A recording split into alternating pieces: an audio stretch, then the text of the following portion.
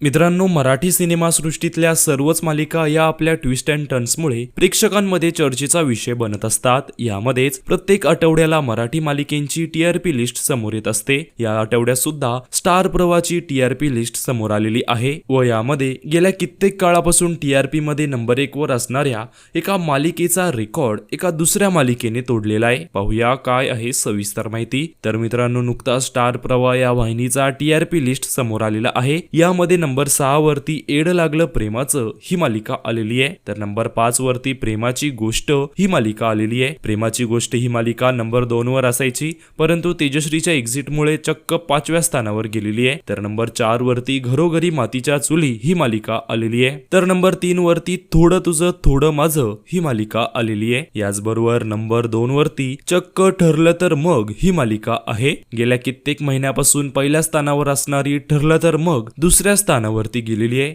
तर नंबर 1 वरती राज्य करतीये लक्ष्मीच्या पावलांनी। लक्ष्मीच्या पावलांनी ही मालिका चक्क आता पहिल्या स्थानावर आलेली आहे। ठरलं तर मग या मालिकेचा रेकॉर्ड तोडून लक्ष्मीच्या पावलांनी या मालिकेने पहिले स्थान आपले गाठलेले आहे। तर मित्रांनो, या मालिकेंपैकी तुमची आवडती मालिका कोणती आहे हे आम्हाला कमेंट्स मध्ये नक्कीच सांगा।